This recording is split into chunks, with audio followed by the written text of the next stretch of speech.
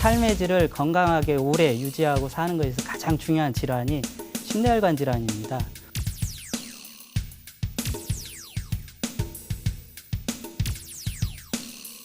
심뇌혈관 질환은 급격한 변화가 있을 때 더 많이 옵니다.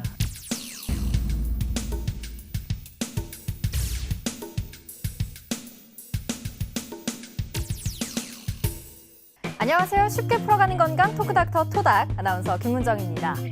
우리나라 국민 단일 질환 사망률 1위 심뇌혈관 질환. 그만큼 위험하지만 이 예방과 관리에 대해선 제대로 알지 못하는 게 현실인데요.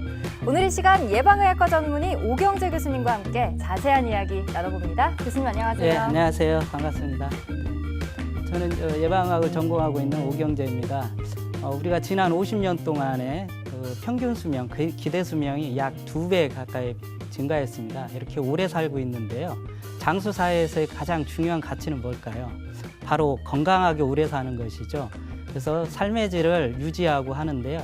이러한 삶의 질을 건강하게 오래 유지하고 사는 것에서 가장 중요한 질환이 심뇌혈관 질환입니다.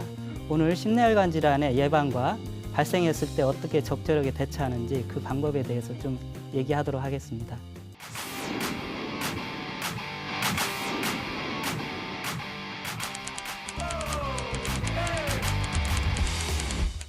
네, 오늘 함께 해주실 두 분 소개합니다. 김선혜 씨, 안세영 씨 나와주셨습니다. 어서 오세요. 네, 안녕하세요. 네. 야, 이게 그 야구에서 그 투수가 아주 묵직한 구질을 던졌을 때 이게 이 무게감 있게 이렇게 다가오잖아요. 네, 오늘 그 주제가 심뇌혈관 질환. 사실 좀 예방한다고 이게 예방이 될까? 저는 개인적으로 그런 생각도 좀 있기는 한데 오늘 심뇌혈관 질환에 대해서 제대로 알아보도록 하겠습니다. 네. 근데 저는 요즘 누가 쓰러지셨다 그러면 심장이 막 덜컹해요. 왜냐하면 심근경색이라든지 뇌졸중으로 쓰러지시면 사망률이 굉장히 높다고 그러잖아요. 그러니까 쓰러졌다 그러면 사망으로 가지 않을까. 그래서 덜컹덜컹 하거든요. 근데 그래서 경각심을 조금씩은 가지고 계시지 않을까 생각이 들지만 오늘 또 이 시간을 통해서 경각심을 한 번 더 가질 수 있는 시간이 되지 않을까 이런 생각이 듭니다. 네, 오늘 말씀드린 것처럼 오늘의 주제, 이 심뇌혈관 질환 예방관리 수칙인데요. 우선 이 심뇌혈관 질환 무엇인지 간단하게 설명 부탁드립니다. 앞에 심뇌는 다 아시겠죠? 심장하고 뇌고요. 네. 뒤에 이제 혈관 질환인데요.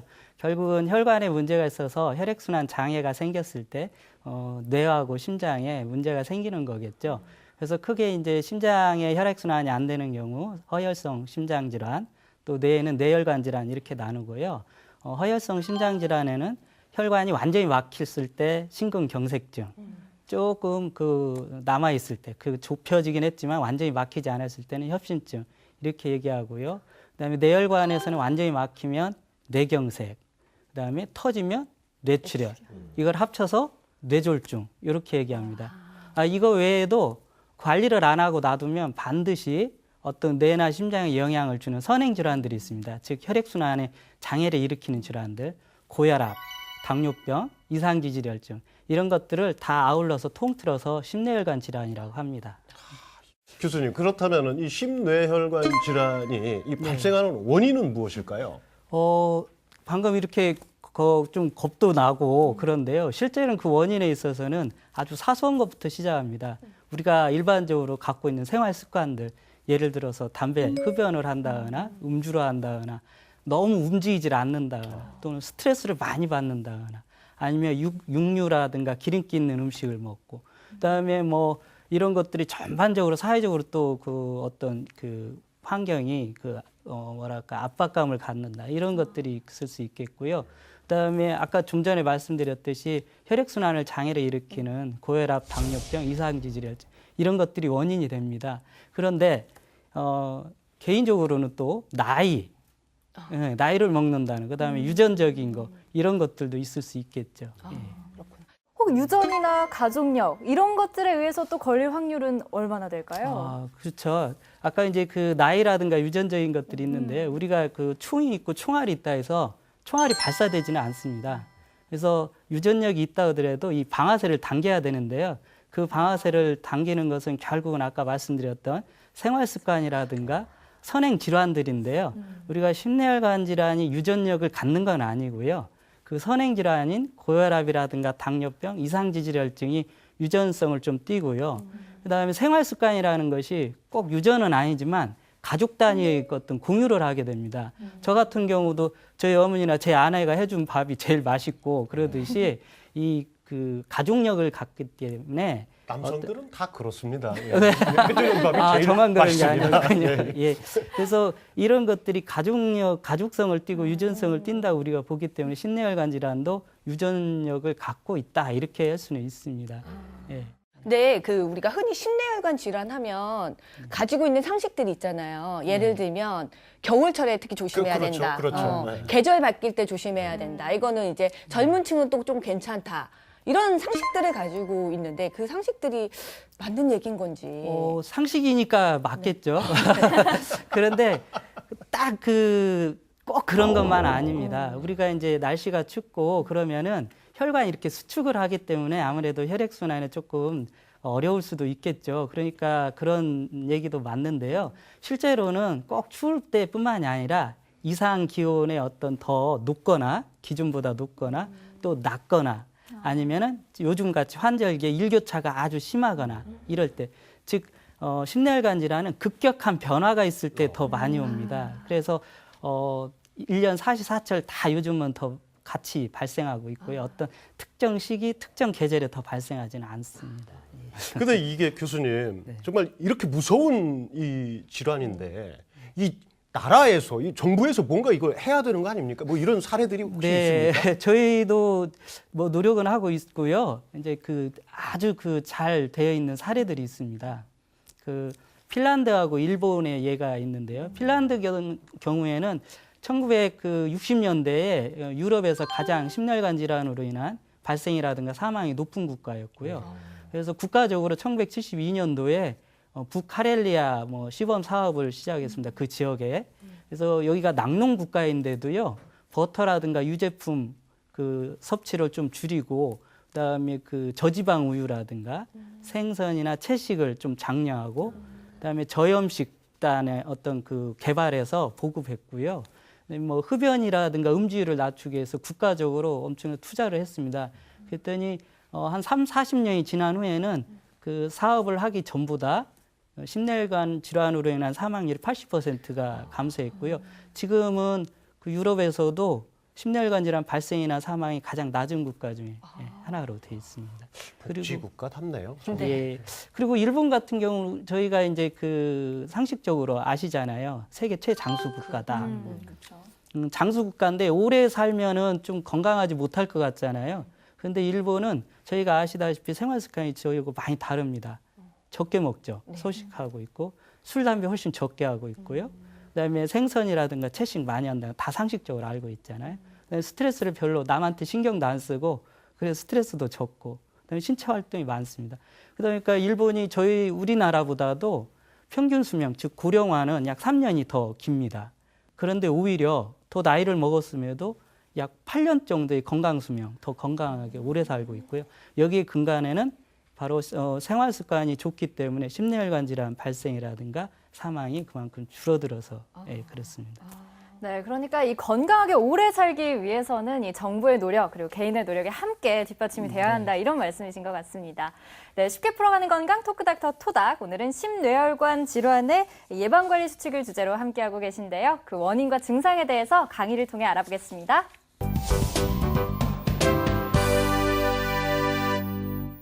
보통 시간은 돈이라 하죠. 근데 심내혈관 질환은 시간이 곧 생명입니다.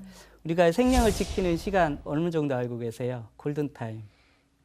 예, 보통 3시간 이렇게 얘기합니다. 근데 3시간 내에 어떤 처치를 잘 못하는 경우가 있는데 왜 그러냐면은 이 심내혈관 질환의 증상은 어느 날 갑자기 나타납니다. 정구 증상이라는 게 따로 없습니다. 어느 날 갑자기 나타나기 때문에 이 증상들에 대해서 잘 인지를 못하면은 결국은 119의 어떤 119를 부르고 하는 시간이 늦어지게 되고요.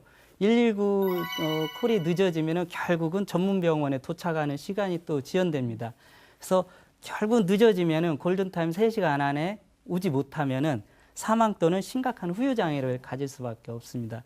여기서 제가 한 가지 이제 더 말씀드리면요. 골든타임은 3시간인데요. 대부분 전문 병원에서는 도착 즉시 어떤 처치를 해서 재관류시키는데 약 40분 내지 50분 정도 걸립니다. 그러면 2시간 10분 내지 2시간 20분은 본인이 갖고 있는 거죠. 그래서 얼마나 빨리 대처를 하느냐가 심혈관 질환에 있어서는 가장 관건이고요. 그 모든 책임은 본인에게 있다고 보시면 될 것 같습니다. 그래서 심혈관 질환에 어떤 증상이 나타났을 때 초기에 이 증상들을 얼마나 인지하고 있는가, 우리나라 사람들 보면은 뇌졸중은 약 50%밖에 되지 않고요.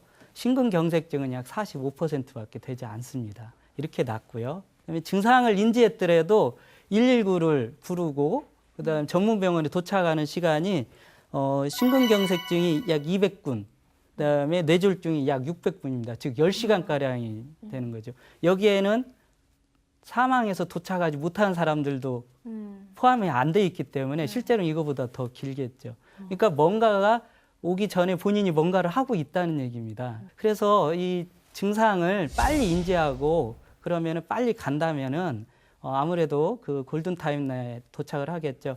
그래서 뇌졸중의 조기 증상을 보면요. 손가락에 우리 5가지니까 5가지를 먼저 보겠습니다. 일단 편측마비가 옵니다. 한쪽에 마비가 오는데요.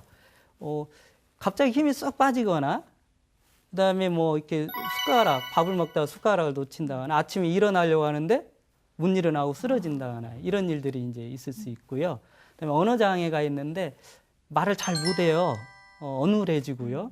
그런데 또 말은 하는데 도저히 이게 무슨 말인지를 못 알아들을 수도 있고, 예, 이런 것들이 있을 수 있고요. 시각장애가 옵니다. 조금 주변이 어두워지고요. 시야가 좁아지면서 여러 개로 보이게 됩니다. 그다음에 이제 어지러움증이 오는데요. 그냥 단순히 이렇게 핑 도는 게 아니라 주변이라든가 건물, 땅이 이렇게 빙빙 돕니다. 뱅뱅 돈다고 하고요. 아주 심하게. 그다음에 이제 매우 심한 두통이라 했는데 그냥 두통이 아니고 매우 심한 겁니다. 아마 난생 처음으로 겪는 그런 심한 두통이라 하는데요. 지끈지끈 아프고 이런 것들이 아니고 뭐 이렇게 망치로 딱 맞거나 송곳으로 갑자기 칵 찔리는 이런 그 통증입니다. 이거 외에도 이제 5가지만 얘기했는데요. 어떤 그 구토 이런 게 있습니다. 우리가 체에서 이렇게 토하는 것보다 뇌에 문제가 있을 때는요. 그냥 나도 모르게 앞으로 쭉 품습니다. 예, 이런 구토가 있거나 의식 장애가 온다거나 이런 것들도 뇌졸중의 이제 증상으로 볼 수 있고요. 심근경색증은 주요 증상이 딱 하나입니다. 아주 극심한 통증입니다. 지금 가지 않으면 죽는다. 제발 빨리 가라. 이것을 온몸으로 표현하는 겁니다. 그래서 심장은 직접적으로 통증을 느끼지 못하기 때문에 주변에다가 그거를 계속 사인을 보냅니다. 그래서 가장 가까운 왼쪽 가슴이라든가 그다음에 명치 끝이라든가 왼쪽 팔, 어깨 이런 데에 계속해서 통증을 보냅니다. 이게 이제 꽉 조이는 이런 통증이고요. 아마 참기가 어려운 그런데도 참아내는데요. 그래서 얼마나 통증이 심하면은 어떤 분들은 좀 심한 말이지만 칼로 이렇게 심장을 도려내는 것 같다 합니다. 그러니까 표현할 길이 없다는 거죠. 그만큼 아프다는 거고요. 이 통증과 더불어서 우리가 통증이 극심하기 때문에 호흡이 또 안 됩니다. 그래서 호흡곤란이 올 수도 있고요. 그래서 또 뭐 구역질이나 구토, 그다음에 뭐 어지럽고 식은땀 이런 것들이 이렇게 같이 나타날 수가 있겠죠. 그래서 이런 증상을 느낀다면은 내가 이런 심혈관 질환의 위험 요인을 갖고 있고 증상을 느꼈다면은 가장 먼저 해야 할 일이 119입니다. 그 어디에도 전화할 필요 없습니다. 딱 119만 하면 되고요. 119가 가장 빠르고 그다음에 전문 인력과 장비가 갖춰져 있기 때문에 119를 불러야 되고요. 그다음에 저기 앰뷸런스가 지금 거꾸로 가고 있는데요. 실제로는 잘 갈 겁니다. 그래서 네. 앰뷸런스 119를 타고 전문병원 응급실로 꼭 가야 됩니다. 그래서 심혈관 질환은 시간이 곧 생명이고요. 최대한 빨리 그다음에 전문병원에 가는 이러한 대처를 한다면은 예방도 중요하고 대처를 빠르게 한다면은 사망이라든가 후유 장애를 최소로 줄일 수가 있겠습니다. 네, 이렇게 심뇌혈관 질환의 핵심 원인과 증상들까지 알아봤는데요. 이제 가장 중요한 정보들이 기다리고 있습니다. 아마도 귀를 쫑긋하고 들어두셔야 할 것 같은데요. 이 심뇌혈관 질환 예방을 위한 9가지 수칙, 교수님 어떤 것들이 있을까요? 네, 9가지인데요. 한 6가지는 그 생활 습관과 관련된 거고요. 한 3가지는 고혈압, 당뇨, 고지혈, 이상 지질혈증 이런 것들 관리와 관련된 겁니다. 하나하나 이제 짚어가면서 얘기를 할까요? 예. 네. 첫 번째, 담배는 반드시 끊는다. 네. 예, 저희 담배는 끊으라입니다. 줄여라가 아니고. 줄여라가 아니라. 예. 이거는 뭐 수천여 가지 물질들이 서로 상호작용을 하기 때문에 어떻게 영향을 미칠지 예측이 불가능하기 때문에, 그리고 암이라는 것은 그 발암 물질에 노출되느냐 안 되냐가 중요하지 얼마나 노출되냐 이게 중요하지 않습니다. 그래서 무조건 끊어라. 그리고 뭐 아시다시피 그 담배에는 약 또 40여 가지 발암 물질이 있다는 거 다 아시죠? 예, 그렇고요. 두 번째가 술은 한두 잔 이하로 줄여라 하루에. 네. 근데 상당히 어렵게 대답을 하셨는데요. 우리 그 사회 문화적으로 한두 잔 먹고 말기가 쉽지가 않죠. 그래서 이제 저는 개인적으로 이렇게 얘기합니다. 세 가지를 줄여라. 차수를 줄여라. 그러니까 1차로 끝내고 그다음에 횟수를 줄여라. 술 먹는 횟수. 그다음에 마시는 속도를 줄여라. 이 정도만 하도요. 술을 충분히 즐길 수도 있고 크게 뭐 심내혈관 질환에 나쁜 영향을 미치지도 않을 것 같습니다. 그리고 우리가 이제 세 번째, 음식은 싱겁게 먹고 채소라든가 생선을 많이 먹으라 이렇게 이제 합니다. 이건 권장 사항이고요. 이 오해가 있는 게 가끔 그러면은 육류, 기름진 음식은 그럼 먹지 마라. 이렇게 이제 잘못 오해하시는 분이 있습니다. 식단은 항상 균형 있게 하는 거고요. 육류라든가 이런 것들은 또 우리 그 근육이라든가 호르몬, 그다음에 여러 가지 면역, 그다음에 효소 이런 거에 주요 성분이기 때문에 어느 정도 적당량 먹어줘야 됩니다. 그다음에 좀 짜지 않게 싱겁게 먹으라는 것은 여러분들 다 아시겠죠. 이제 국 같은 것도 막 우리는 말아 먹고 또 라면도 뭐 그 스프 레시피대로 다 넣고 하는데요. 스프도 조금 적게 넣어도요 충분히 맛있고요. 이런 말도 있잖아요. 국에 밥 말아 먹고 하면은 건강도 다 말아 먹는다. 뭐 이런 얘기도 있습니다. 그래서 좀 그런 부분들도 있고요. 또 운동은 매일 30분 이상 규칙적으로 해라. 이런 다 아시죠? 그다음에 적정 체중과 허리둘레를 유지해라. 이런 게 있고요. 그다음에 이제 여섯 번째로는 스트레스를 좀 줄여라. 그리고 스트레스를 받으면 잘 풀어라. 이렇게 스트레스 관련된 게 있고요. 일곱 번째로는 정기적으로 혈압이라든가 혈당, 콜레스테롤 수치를 측정해라. 아까도 말씀드렸지만 40대 이후는 가지고 있는데 측정을 안 하니까 본인이 잘 모르고 있어요. 그래서 관리를 안 하게 되고 이런 일이 있으니까 적극적으로 자주 측정해라 이거고요. 그다음 이제 여덟 번째가 고혈압, 당뇨병, 이상지질혈증이 이 확인이 되면 적극적으로 치료해라. 여기서 적극적으로 치료라는 것은 약물이 우선적이고요. 그다음에 운동이라든가 식이요법을 병행해라 이런 뜻입니다. 그리고 마지막 이제 아홉 번째인데요. 뇌졸중이나 심근경색증이 발생하면은요 곧바로 최대한 빨리 전문병원에 가야 됩니다. 119를 불러서. 예, 이게 다 합쳐서 이제 9가지입니다. 심혈관 질환이 발생됐을 때 왜 굳이 그 전문 병원에 가야 되는 이유는 무언가요? 전문병원이라 하면은 결국은 심혈관 질환으로 인한 혈액순환이 지금 안 돼 있잖아요. 이거를 재관리시킬 수 있는 병원이어야 됩니다. 이게는 이제 시간이 중요하고요. 근데 이 재관리를 시키는 데 있어서 일단 장비가 필요하겠다, 전문 장비. 이게 이제 수십억 고가이고요. 그다음에 아주 고도로 트레이닝, 훈련된 전문 의사가 있어야 됩니다. 그리고 이 의사가 혼자 할 수는 없겠죠. 그러면 한 5명에서 한 10명이 팀을 이뤄야 되고요. 이 팀이 항상 대기를 하고 있어야 되고 이 팀들의 인건비도 또 만만치 않겠죠. 그러면 일반 병원에서는 이걸 감당할 수가 없습니다. 물론 일반 병원에 있는 분들, 의사들도 의사이기 때문에 진단은 가능한데요. 진단은 가능하지만 결국은 최종적인 처치를 할 수 없기 때문에 결국은 또 전문 병원에 또 환자를 이송을 해야 됩니다. 그러다 보면 시간이 아까 골든타임 얘기했잖아요. 시간이 중요한데 시간이 많이 지체되고 허비가 됩니다. 그래서 가능하면 다른 것들은 집에서 가장 가까운데 편하게 다닐 수 있는 병원을 다녀야 되지만 심혈관 질환에 대해서만은 꼭 전문 병원을 강조하는 이유입니다. 우리가 그쪽이 예전에 드라마 같은 거 보면 그 아버지가 이렇게 딱 쓰러지셨어요. 그러면 해가지고 이렇게 해서 이런 그 민간에서 쓰는 것들이 이게 효과가 있는 겁니까? 효과가 없습니다. 예, 이제 효과가 없을 뿐더러 시간을 허비할 수가 있고요. 그리고 위험한 행동입니다. 이제 우리나라 사람들이 그 심뇌혈관 질환이 발생을 많이 하는 것 중에 신경안정제라든가 청심환을 많이 먹거든요. 근데 이게 그 뇌가 그 기능을 못하고 있기 때문에 기도로 넘어가게 되면 우리가 그걸 뱉어내지 못하고요.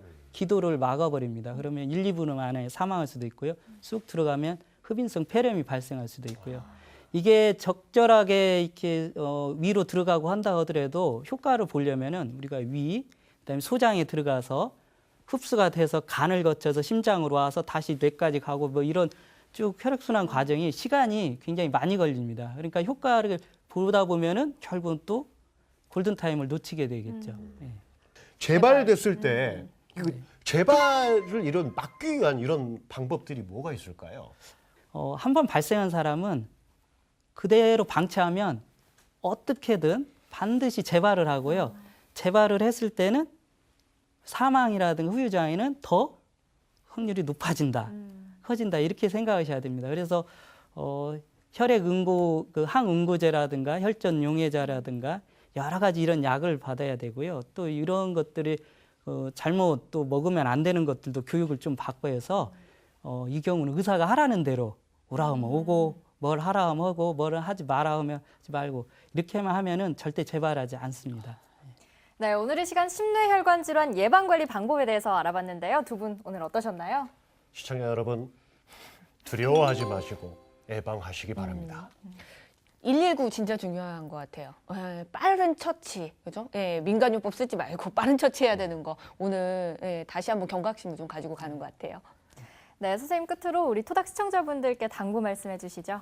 예, 심장이나 뇌는 한번 손상이 되면 절대 재생을 않고요. 그 버틸 수 있는 시간이 3시간입니다. 그래서 항상 시간이 중요하고요. 그다음에 생활 습관이라든가 선행 질환을 관리하면 80%가 예방한다는 사실. 그래서 예방 효과가 크고 적절한 대처를 한다면은 우리가 이 오래 사는 장수 사회에서 건강하게 삶의 질을 유지하고 살 수 있다는 것을 말씀드리고 싶습니다. 네, 사람은 혈관과 함께 늙는다는 말이 있습니다. 이 혈액을 원활하게 순환시키려면 이 전신 스트레칭 그리고 여러 가지 운동법 함께 알아두시면 좋겠죠. 이어서 뇌를 깨워주는 운동법, 건강업 운동 시간이 이어집니다.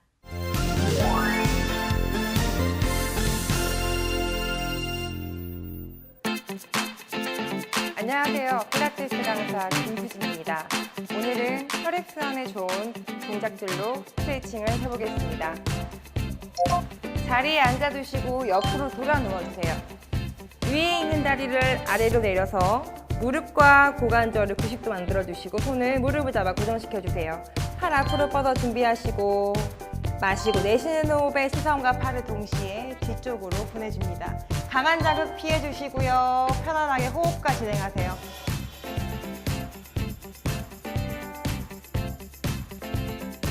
하지 움직이지 않도록 고정을 시켜주시고요. 돌아옵니다. 자, 두 번째 동작으로 진행하겠습니다. 먼저 천장을 보고 누워주시고요. 다리 모양을 숫자 4자 모양으로 만들어주세요. 그리고 다리와 몸통을 가깝게 끌어오시고요. 손이 다리 안으로 들어가서 허벅지, 깍지 마시고 내쉬는 호흡에 가슴 가까이 끌어줍니다. 천천히 마시면서 다시 풀었다가 내쉬면서 끌어안아 주시고 이때도 마찬가지로 강한 자극은 피해주세요. 다시 한 번만 더 마시고 내쉬는 호흡에 안아줍니다. 돌아오시고요.